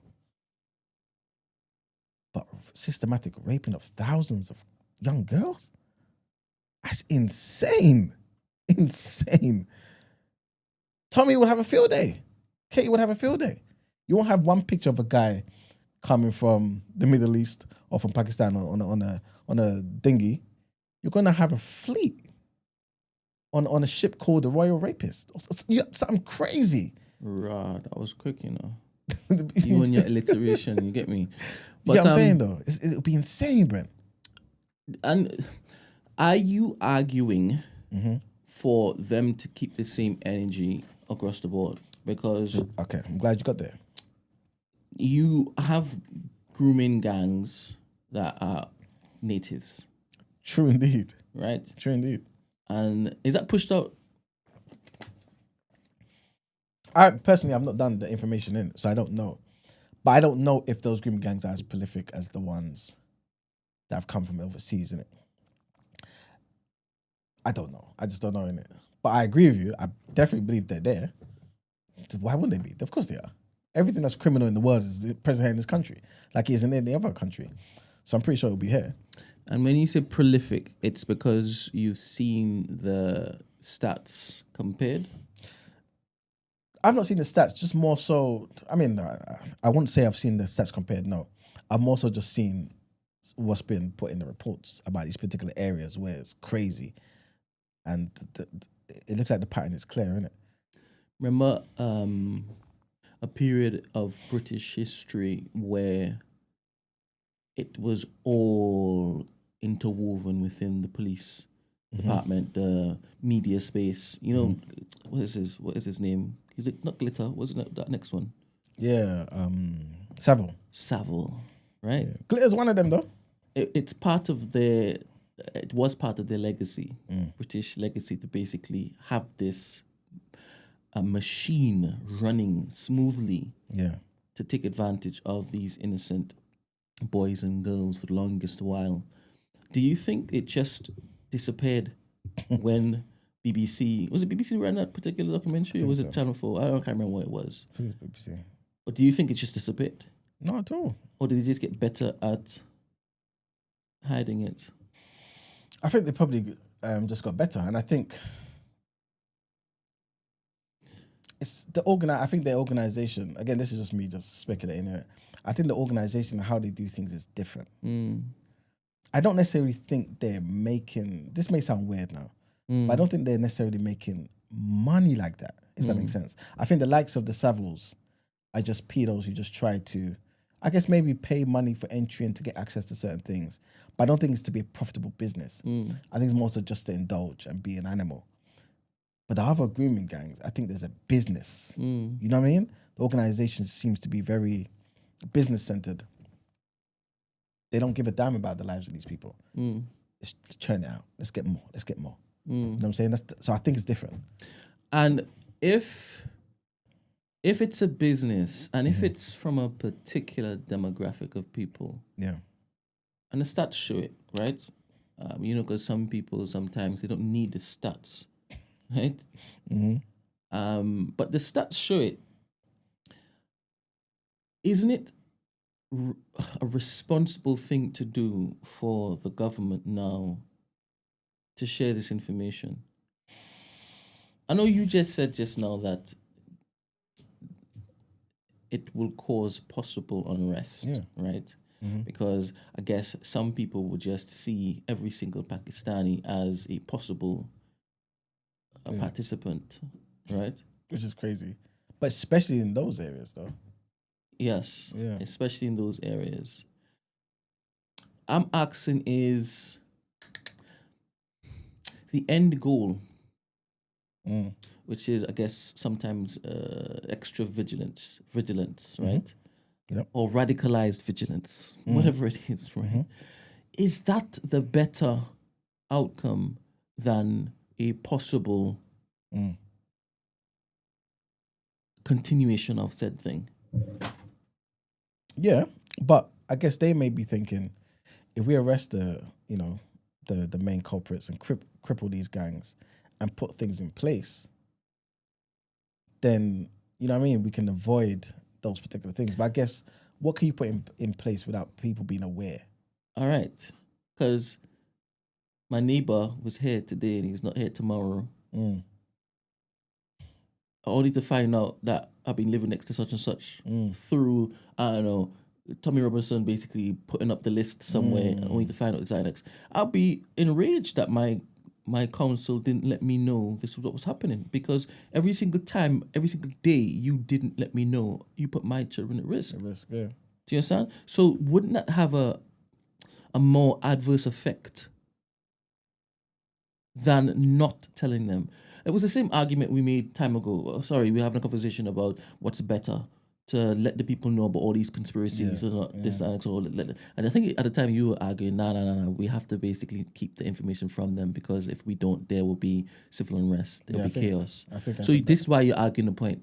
No, this is why I normally do, but it's also because I want to relate it to black people at the end, to say, if this was a crime that, I don't know, maybe we were a huge participation, like knife crime, because they ain't holding back. That is true. They ain't holding back at all. That is They're true. flinging it out there left, right, and centre. But they ain't showing the overwhelming stats over there in Liverpool and that. But unfortunately, most of the people that die from knife crime or victims of knife crime from a black knifer is a black person. Do you get what I'm saying? Yes. You understand? So that's almost like our problem. Within those populated areas exactly. of black. There right? you go. All exactly. Right. So that's almost like it's our problem thing. Yeah. So you're saying why are you doing what you're doing if it is we just dying? You don't really care about anything other than to malign us? No, I'm also saying, yes, they may care, but it's still our problem, isn't it? I think it would be different for them if black people were stabbing white men, stabbing white boys. Do you get what I'm saying? And I think that's what's happening here. You know what I mean? Like a lot of these people, the victims are, you know what I mean, white girls as well. White girls, yeah. You know what I mean? And the ethnics, and the people who do it are not white men.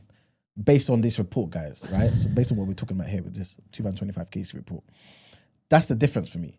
So if it is now that black people are doing particular things disproportionately, right, compared to everybody else, and they've come out and said, yo, we didn't want to do this, guys, but we've found out from independent reports, plus our own report, just so you guys know, we're not trying to fabricate the numbers and do particular things. But, you know what I mean? A lot of these crimes that you're seeing, people's phones getting snatched, people's, I don't know, daughters are getting this, that, and the third, all types of diabolical things. And this is done by black males between the ages of 18 and 32. What? I think we would all go insane. Do you get what I'm saying? We would say this is another attack on our people. Personally, I think it would be. Wasn't there a certain politician that was involved in this particular scandal? The white woman? Nah, I think it was a Labour politician. Yeah, the white woman. You talking about Jess Phillips? No, he was a man. Okay. No, I don't recall. Let me try and find this information. Maybe I'm mixing up stories here. Hold up. But yeah, while Brent's looking at that, people, we ain't got much time, but if you want to call in quickly, you can call in or just let your thoughts be known in the chat. How would you feel as if this information was real stats, it's not fabricated, but instead of it being Pakistani gangs, these are black gangs. We can even change the crime. This is not, let me not say something crazy. But let's just say it's a different crime, and the majority of the people that were doing it were organized black gangs, and the victims were white people. So let's just say it was white girls or white boys or whatever it may be. If they put this information out there, and you know how the information would look, you do know that, right? Predominantly, black people are doing this. 8% of the people the people who are doing these crimes are black men between the ages of X, Y, Z. Would we just take this as, you know what, let's protect the victims? Or would we see this as an attack on blackness? Do you know what I'm saying? And that's basically the question I want to ask you guys. Is there a way for them to have done this to protect the victims and also, and also get information out to the wider public so that everyone can kind of do their due diligence and protect themselves? You know what I'm saying? What's your thoughts, guys? What is your thoughts? Also, I wanted to ask this question, yeah. I don't think this potentially could be a topic of the day for another day. But I did want to ask the question of citizenship. Again, I was listening to LBC, and one of the hosts, this was yesterday, I believe, he was like, yo, if I found out that some of these guys who are doing this have dual citizenship, so they may be a Pakistani citizen and a British citizen, I'm revoking their citizenship, send them back. Yes, they've been naturalized. Yes, they got right to remain. Yes, they can vote and do all sorts of things like us, but get the hell out of the country. Is that racist, Brent? I think his name was Dan Norris, a Labour MP in North East Somerset. And he was arrested in April 2025 on suspicion of child sex offences, child abduction, and misconduct in public office. Wow. Dating from 2020s. He was subsequently, I laughed at how I said that. He was subsequently suspended by the Labour Party and banned from parliamentary estate while investigations proceeded. What was the question you asked me? The citizenship thing. I'll come back to that quickly. Just wanted to say, TC and Natty in the group. Remember, we spoke about this 2 minutes ago. It's not necessarily the same with the knife crime thing. Because remember, a lot of the victims of knife crime are black too. You know what I'm saying? If the perpetrator is a black person. A lot of the perpetrators, in those situations where the perpetrator is black, the victims are also black. So they might just see this as, well, that's just black people doing black people things. But let's just say the victims of the black perpetrators were white people. Would it be the same?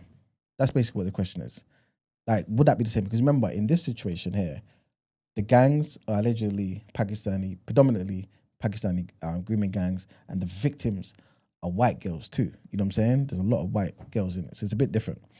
The question is, Brent, if these people who are, perpetrators of these grooming gangs and participants and whatnot, have dual citizenship, so they've been naturalized, they've got proper citizenship like you and I, right? They're not born here, cool, but they have the proper citizenship and whatnot.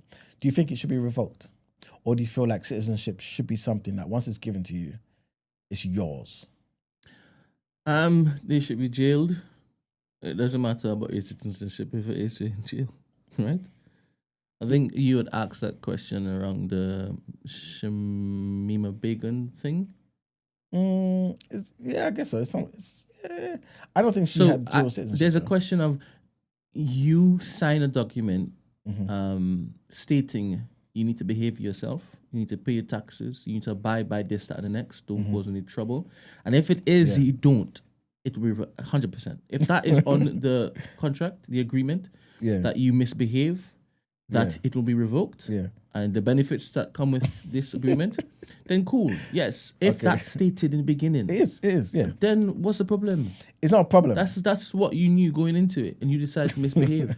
100%. So what's the problem? I guess it's not a problem. It's more so me asking, is it right? So is it right to state what you would like people to do if they come into your home?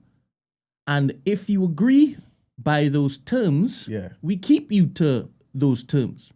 Let me put it to you Is like it this, right, the question you're asking me? Let me put it to you like this. The reason why I'm asking that question is because if a child is adopted, nobody says under any circumstance you can give the child back. Right? You are now that mum or dad. That's it. That kid could be a criminal in life. You are now the father or mother of a criminal, right? I know it's not exactly the same, but I want you to kind of see it in this particular way. Even in the Bible, when it speaks about the spirit of adoption, the reason why it did that is because it recognized how adoption was seen in the Roman world, didn't it? Once you're adopted like it is today, you are now a legit child of the people, even if it's not biologically. Cool. I'm saying, should citizenship be seen like that? Because the impression I've always had of citizenship is nobody can revoke the citizenship of my parents and stuff, your parents and stuff, who weren't born here. You, who was not born here. Do you get what I'm saying? Obviously, based on the document, I guess it can be, right? But in my head, for those who are not born here but have British citizenship, I've always felt as though it couldn't be taken away from you. Do you get what I'm saying? And I think it's because I saw it in the same way as I saw adoption, which is you are now this, you are now a legit. There's no tiers to citizenship. You are now just like Billy and Sally. That's how it is in my head. Again, obviously I could be wrong because like you said, there's a document, you sign, you do your test, you sign, you're now here. You mess up on those things, we get you out of here. Cool. But I'm saying, is it right for it to be that way? Should it be seen as a legit thing where you are now the same as Billy and Sally? Or should it be you're Billy and Sally with an asterisk? So you're asking me if I feel a way about the rules of this land, imposed by this land. To some degree. To people outside this land who don't belong in this land, until it is that they abide by the rules of this land. No, you're framing the question in a different way because you've now added. Is it right for me to be able to go to Dubai and abide by the rules that they've set? Right? Is it fair? That's not the question, man. But it's the same thing. It's not. If I want to go and do what I want to do over there, Yeah. and they've stated, don't walk around naked, please. Yeah. And I walk around naked, I get locked up. Yeah. Are you come to ask me, have they got like an unfair shake, Brent? Do you think it's right for Dubai to basically set the rules of their land like that? That's the question you're asking me. I'm also saying to you, Ben. Do you see the parallel? No, I'll tell you. I'll tell you why. Because I'm seeing. But you should go to the Bible and spirit of adoption. That's where you're going. You don't see the parallel in what I just said. Listen to what I'm saying, man. This is what I'm saying. I'm saying, if you go to Dubai, you've gone over there and you've got your citizenship, and you now want to walk around naked and stuff, they should put you in jail, like they would every other Dubai citizen. I don't think necessarily they should put you in jail and kick you out, or just kick you out. If you're telling me you are now a UAE citizen, like Mohammed and them, man. Do you get what I'm saying? That's basically how I'm seeing it. I know it's not the case now, but I'm asking, is it right that that's not the case? Don't get me wrong. I know, and maybe I shouldn't say this. I know if it was my country, what I would do. Right? But I'm saying, it doesn't matter whether I do or not, it's irrelevant. Is it right to do that? Is it right to say that people are citizens based on conditions? That's basically what I'm saying. Or is it? Yes. Makes sense. They should have conditions. Okay. Just like the people who are native to the land, and if they don't abide by the conditions that stipulates good civil practice, they get jailed, right? Yeah, yes, so would you won't be sent, because how are you getting sent back to where you get? You belong to us. You can't get sent back anyway. Yeah, you can't get sent back anyway. So you belong to us. But for people who come to visit, right, and want an extended stay, yes, you play by the rules. But we're not talking about visiting extended stay. We're now saying you've got right to remain. You are a citizen because you passed whatever test they asked you to basically pass. You you didn't commit anything within the period which is that they were observing you, and you qualified. And if that document says, and by the way, you don't have to sign the document. And that's the question that it really matters. You read what you read and you still signed it. Don't complain after the fact. No, don't complain. Get a good lawyer. Or you run the contract through ChatGPT. Ask the questions. Does it have anything here that stipulates that I'm not going to have a foot to stand on, right? Or floor to stand on. If I look to basically go against everything that I've been told not to go against. Yes, I don't know if it is this needs a big discussion. I don't know if it needs a big discussion. No, I understand where you're coming from. And I think in my rational mind, I'll be on that same. Again, if this is my country, come and mess around, I'll send you out with the quick, immediately. No time for nonsense, right? But I've always, like I said, I've always got the impression that if somebody got citizenship, i.e. like our parents, who weren't born here, but they got citizenship, I never thought in my head that it could be taken away from them. Do you get what I'm saying? Okay, but if they just don't do anything, because that's what the Winners people did. They didn't do nothing at all, and they were just sent packing. That's unlawful. But I guess that's not what we're discussing now. No, but that's different though, because technically they would say they weren't citizens. They were promised citizenship, but they didn't do the process of handing in papers or whatever. Maybe I don't know. They definitely got paperwork. No, but you remember what Amber Rudd and them people were saying? They were saying certain things wasn't done in a particular way for them to get the citizenship. Do you get what I'm saying? Okay, no. They were chatting crap, but they had a reason for it. Back in the day, it was just the paper. Here, hold on to this, right? Yeah. And that was the bond, right? Yeah.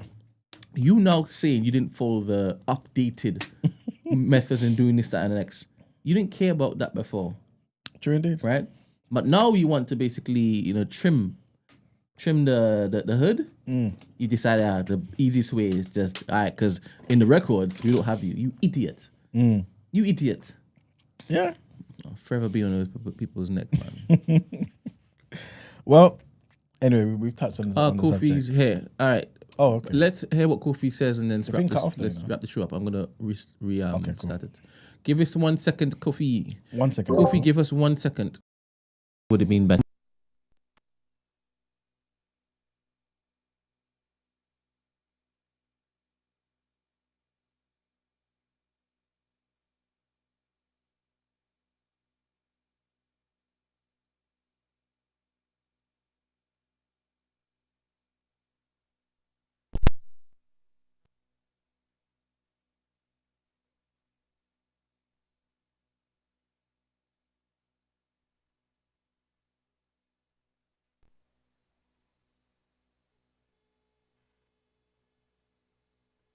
I guarantee We back. you're never gonna see any other morning show with this amount of technical difficulties. But with everything that starts off from the black community, where we have no help in this, that, and next, there's a little bit of good morning.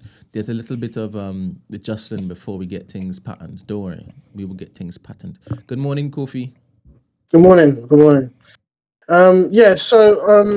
Just obviously on this topic, first of all, I want to say condolences to all the victims and their families. It's an awful situation they've gone through. I kind of agree with E-Man though. So on the first point, I think the real issue is that the local authorities didn't do their jobs, and they should have, regardless of race, focused on the victims and to obviously stop these grooming gangs and whatnot. However, I think with what Iman said, you can't just in the public just say, yeah, these are all Pakistani men, because it's just going to create riots. And some of the people who start fighting them don't even, in their hearts of hearts, don't actually care about the victims. They just want to use an excuse to attack Pakistani men. And the example of what Iman used with regards to black people, if that was us, and they just sort of, so for example, black and black my crime, but if it was on white people, and then they just came out and said, yeah, no, black people, they're the ones perpetrating these crimes, and this is the data, and this, that, and third, we'll be angry as well, because we all think they're classing all of us. So there's a way to approach it without just naming everyone in that particular culture group as sort of a criminal. And on the citizenship point, I wouldn't. You can't revoke their citizenship unless they committed treason against the country. So with was it Begum, who's abroad? Mm-hmm. She effectively tried to commit treason against the country. So that way you can lose your citizenship. But if it's not treason against the country, you can't really lose your citizenship. It's not fair on the other countries to dump them there and say it's your problem now, because the crime was committed in Britain. So the British authorities should deal with the crime. That's what I want to say. All right. Well, hey, fair enough. Makes sense. Like I mentioned earlier, we're gonna have the topic of the day about the abortion thing. Either probably on Friday. Mm-hmm. So if you can't, call up then, and man, I think it's gonna be a good one. I'll try. All right, Yeah. thank you, man. Thank you, guys. You too. Later. Is Eddie there? Okay, cool. Yeah. How you doing, Eddie? You all right? Yeah. Good. We're pretty much gonna wrap up the show, man. So do you want to say anything to the people? Yeah, nice. Seeing every one of you guys. Okay, it's man. A pleasure. Appreciate it, man. Well, thank you very much again, Eddie and Kofi, for calling up. And yeah, man, let's get into the wrap up. Pleasure. Yeah.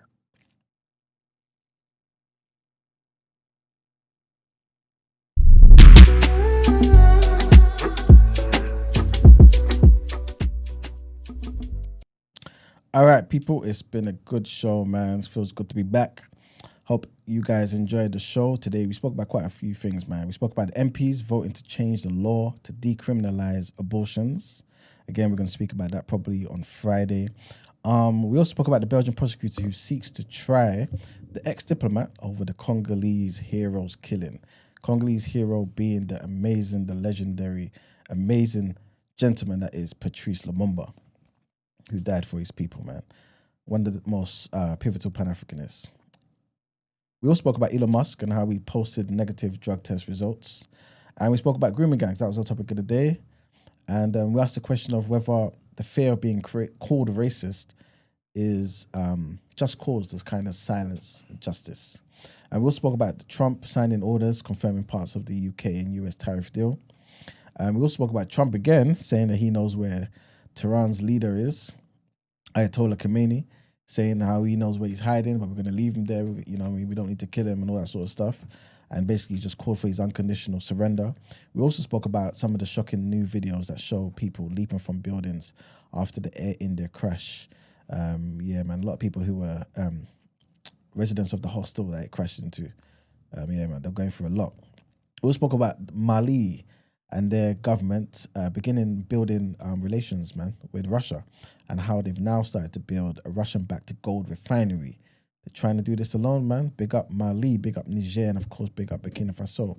And we spoke about Jamaica and how they're going to be opening up their first artificial intelligence lab by the 1st of September this year at the University of Technology in Jamaica in St. Andrews, man. So if people do your due diligence, if there's some capacity that we can help, let the people know, and let's you know what I mean, let's edify and support our people around the world, man. And the last thing we spoke about was an inquest into the death of a black semi-professional footballer who goes by the name of Azroy Dawes Clark. He was 28 years old, man.